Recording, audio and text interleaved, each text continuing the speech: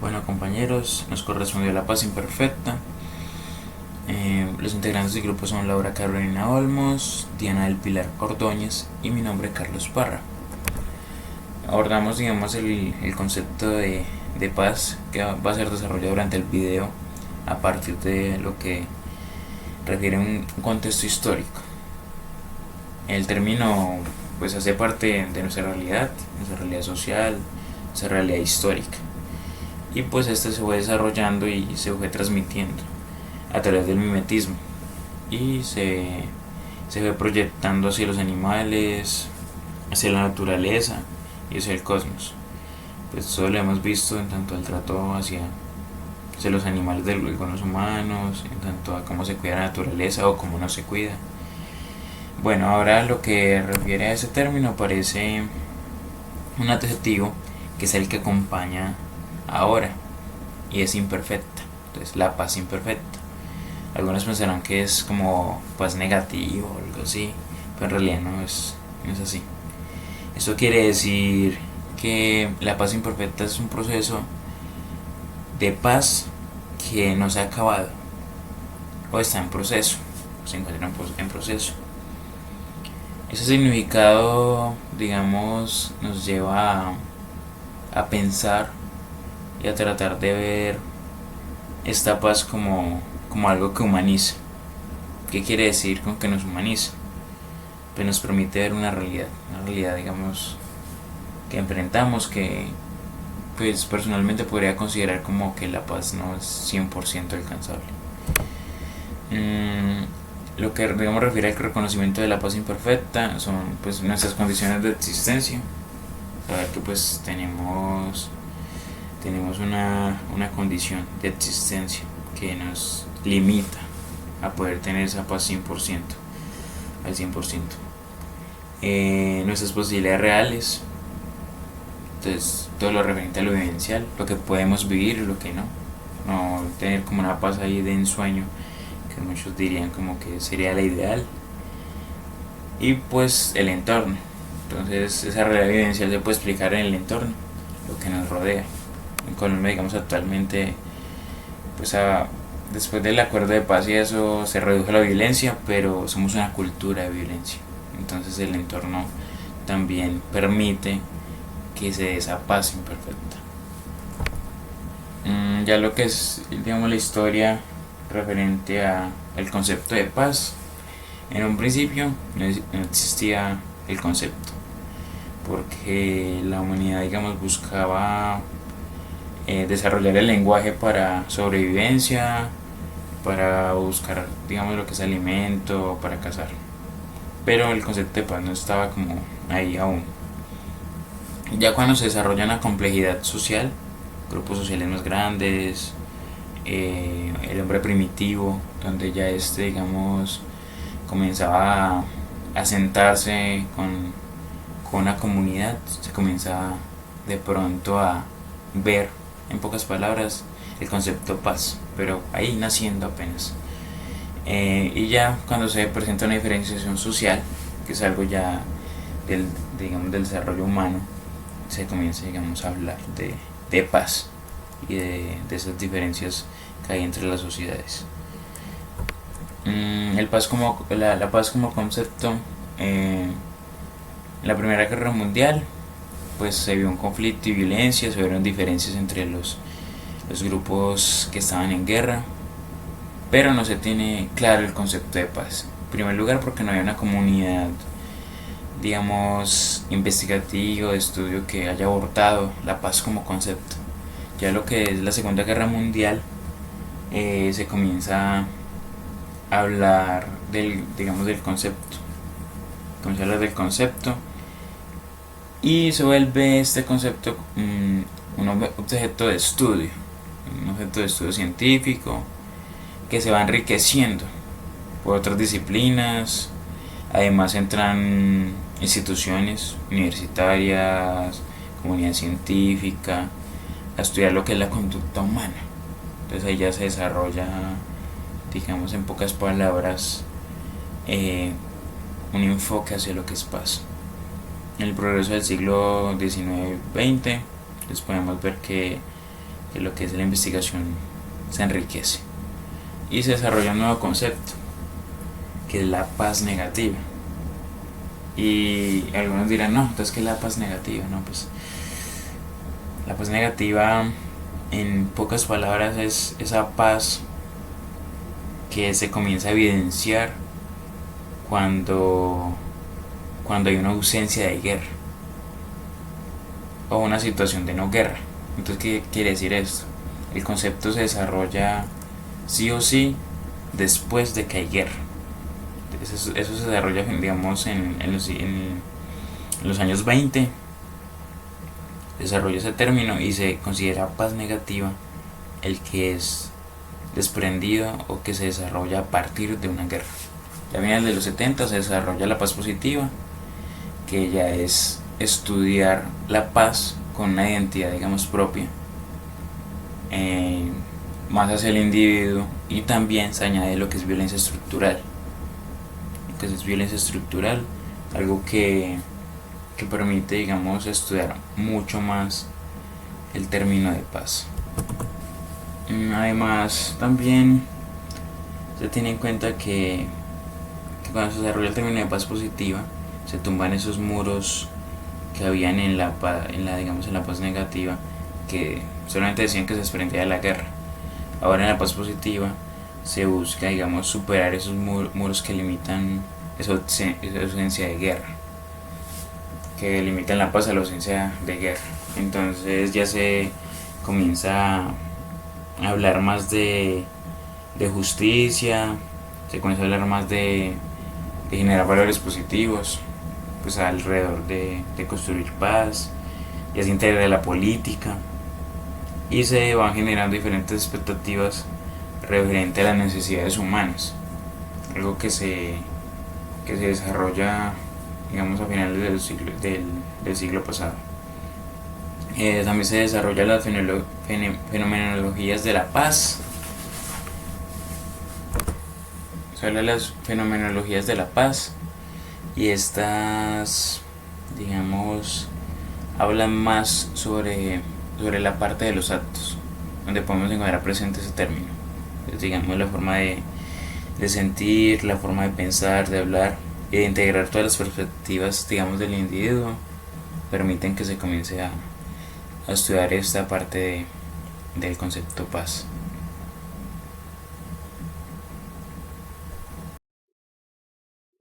El siguiente apartado sobre el origen de la conflictividad hace referencia a las interacciones entre los distintos elementos y agentes. No están exentas de una cierta conflictividad que aparece expresada a través de términos cada vez más presentes, tales son como la controversia, la disputa, la colisión, el antagonismo, la competencia, la lucha, la oposición, entre otras. Todos estos son ideas necesarias para describir desde el conocimiento humano las realidades cósmicas, ya sean naturales, físicas, químicas, biológicas y sociales. Por lo tanto, el conflicto es entendido de un modo más amplio como propuestas, tendencias o intereses que se presentan en las continuas relaciones de los elementos constitutivos de los sistemas, ya sean físicos, químicos, biológicos o sociales. Dicho de otra manera, el conflicto forma parte del universo, de todas las realidades que lo componen y de las relaciones que se establecen entre ellas. Un universo en conflicto. Nos atreveríamos a decir que el conflicto es una característica de los seres vivos, que su intento de perpetuarse como individuos frente a la muerte y como especie frente a la extinción pretenden utilizar en su beneficio los recursos y la energía disponible en su entorno. Dicho de otra manera, mientras el universo en su conjunto tiende a estar más desordenado, los entes tienden a estar más degradados, lo que orienta el desarrollo del tiempo cósmico. Los seres vivos representan una resistencia a tal postulado. De esta manera, los seres vivos estamos en conflicto con el universo y tal tensión repercute en la relación que establecemos con lo físico, con los recursos de la naturaleza, en nuestros comportamientos biológicos, también en las interacciones con los otros seres vivos, en la obtención de los recursos y, por supuesto, en la cultura. Una especie conflictiva. Los humanos siempre pretendemos hacer una especie conflictiva porque somos partícipes de la conflictividad de todo el universo. Comparte los mismos parámetros físicos y constitutivos, a los que se les une un mayor grado de complejidad determinado por la aparición de la cultura que intenta convivir y sobreponerse a sus condiciones materiales y biológicas. Por esta razón, entenderemos el conflicto como contraposición de intereses o percepciones. Este está siempre presente en todas las sociedades y actividades humanas. La noción de conflicto abre grandes posibilidades de análisis por su relación con las necesidades, los deseos, las emociones, que forman parte de todo el entramado social. Por lo tanto, el conflicto forma parte del proceso de interacción social, en el que los intereses de los individuos y grupos se interaccionan, se regulan, transforman o resuelven en ocasiones. Podríamos decir que es una parte esencial del complejo desarrollo de socialización que experimenta toda entidad humana en su trayectoria social. Un dato importante sobre este tema es que el conflicto ha obligado a que cada sociedad articule propuestas para la transformación, gestión, regulación o prevención de los conflictos, como es un sistema de reglas. Propuestas que se aprenden de una forma individual y socialmente en las diferentes culturas, instituciones o formas de organización, ya sea experiencial o experimentalmente, consciente o inconscientemente, y que en su dimensión pacífica son una garantía de la supervivencia de los individuos, los grupos y la especie. Podríamos afirmar que no existiría historia de la humanidad sin conflicto. El conflicto contribuye a establecer la dinámica de las sociedades. Para ya entrar más en el tema principal, que es la paz imperfecta, se le denomina a la paz imperfecta a todas estas experiencias y estancias en las que los conflictos se han regulado pacíficamente, es decir, en la que los individuos o grupos humanos han optado por facilitar la satisfacción de las necesidades de los otros, sin que ninguna causa ajena a sus voluntades lo haya impedido. A partir de la paz imperfecta se tienen las relaciones causales. La causalidad, primero que todo, podría manifestarse de diferentes maneras. De una manera lineal, que es cuando una acción pacífica produce otra directamente. La siguiente causa es la retroactiva, cuando una acción pacifista, continuada a lo largo del tiempo, interactúa después de haber realizado un recorrido circular.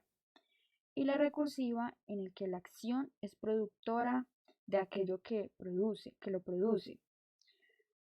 Por lo tanto, una sociedad pacífica es un buen ejemplo de esto, ya que promueve la relación de los individuos que la componen a través de los procesos de socialización, como es afectividad, lenguaje, educación, que además pueden tener repercusiones en otros grupos interaccionalmente. Y estos a su vez se interaccionan mutuamente para generar una sociedad pacífica.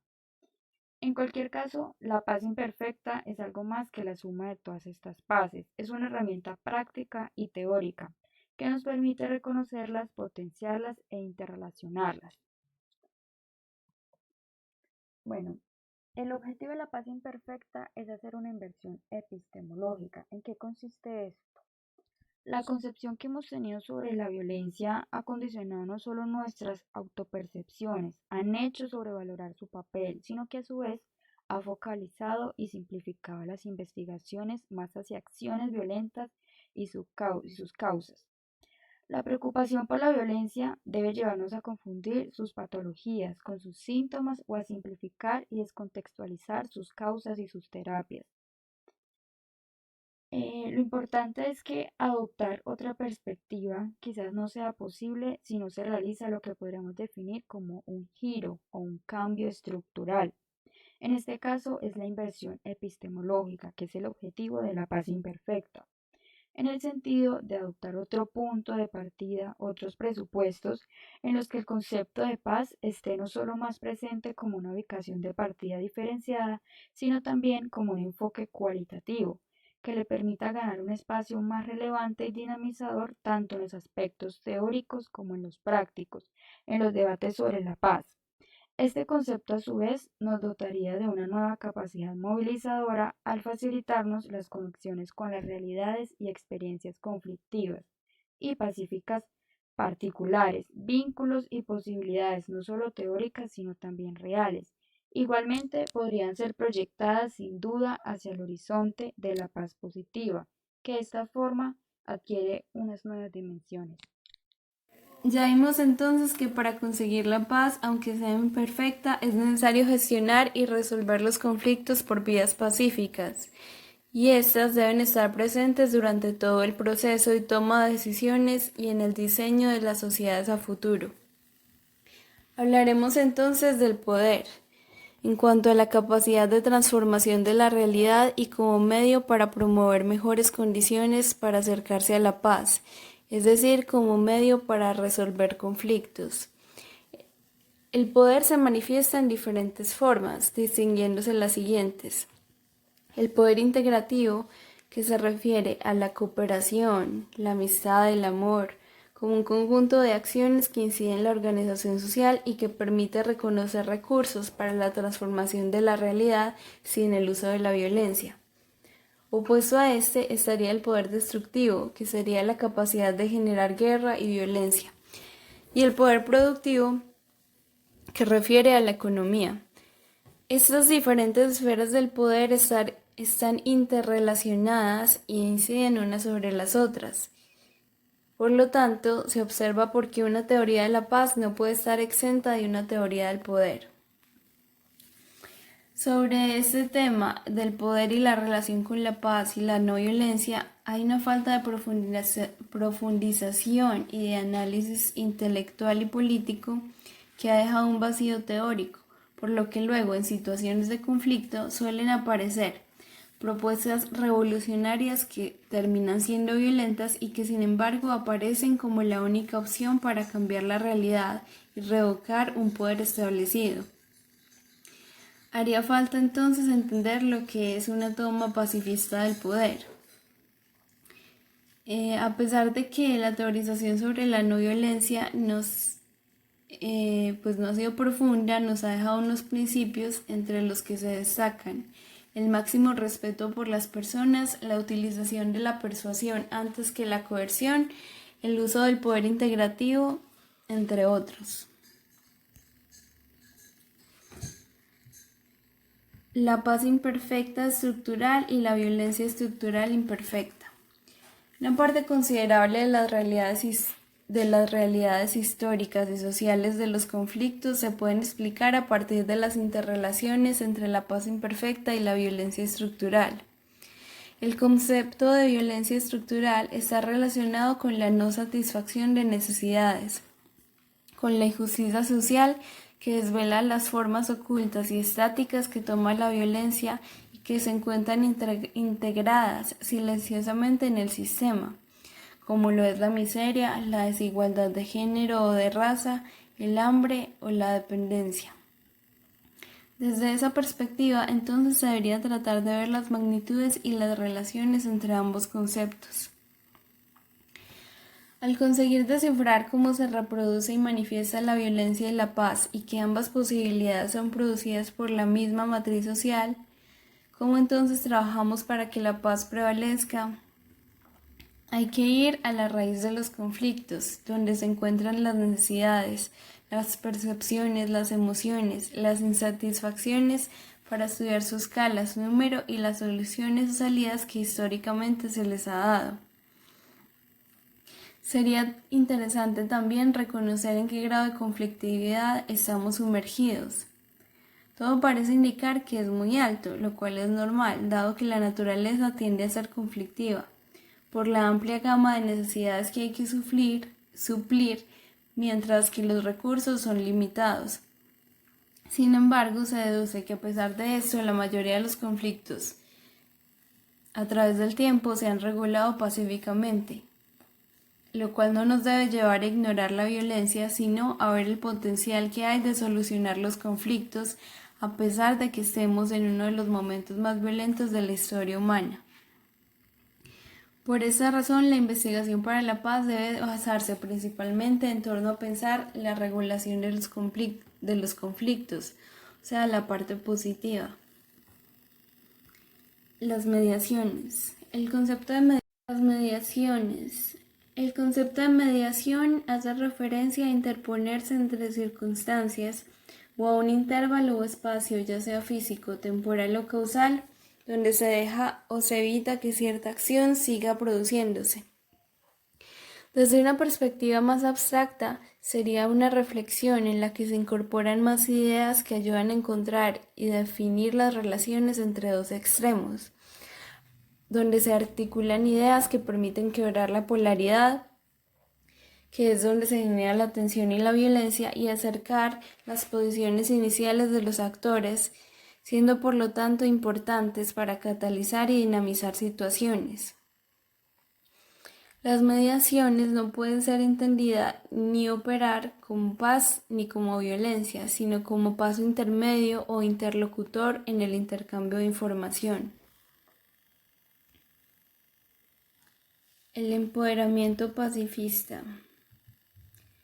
La palabra empoderamiento puede ser entendida desde dos vistas: del castellano antiguo como apoderamiento en relación con el uso del poder, o como ha sido usada en la última década con la traducción de empowerment, que el movimiento feminista y ONGs utilizaron para definir la necesidad de empoderarse de sus sujetos como única posibilidad de transformación de una realidad desigual. El empoderamiento pacifista necesitaría entonces el reconocimiento de las circunstancias del conflicto, el análisis del contexto, la participación de las comunidades o actores en las regulaciones. La concepción pacifista del poder debe partir desde los conflictos y potenciar las interacciones entre las diferentes concepciones de paz de los actores, donde se va desde lo individual a lo colectivo para favorecer el espacio que estos debates ocupan a nivel público y político, con el fin de generar marcos de referencia de procesos pacíficos y transformadores de la realidad. Globalización, complejidad y futuro. El desarrollo contemporáneo ha llevado a que la interacción y dependencia entre los diferentes entes desde todas las perspectivas humanas, o sea, sociales, económicas, políticas, ecológicas, sea cada vez más profunda y por lo tanto más diversa y compleja a medida que se relacionan diferentes realidades, actores y agentes a lo largo de todo el planeta. A pesar de los procesos diferenciados que hay en cada región, es muy difícil que alguien o algo escape de las consecuencias de la globalización. Entre estas cabe resaltar la interconexión del ejercicio del poder, que puede tener incidencia incluso desde lugares geográficos muy distantes y que sus intenciones e intereses pueden estar guiados por criterios ajenos a los locales sin tomar en cuenta la participación de los agentes implicados. Como resultado de esta nueva estructura, las élites económicas del mundo tienden a tener control sobre las áreas más pequeñas a nivel global, haciendo perder la autonomía a sus comunidades. La lucha contra este efecto ha unificado diferentes tendencias políticas, instituciones y organizaciones que como objetivo en común buscan recuperar las raíces y proteger a las poblaciones de las descarnadas políticas transnacionales, abriendo un nuevo espacio para la resistencia y un mundo más justo. Estas reacciones constituyen una novedad, sobre todo porque han partido de la no violencia a través de movilizaciones y manifestaciones, volviéndose en sí mismo un movimiento internacional donde las mismas redes posibilitan el intercambio de ideas en beneficio de todos.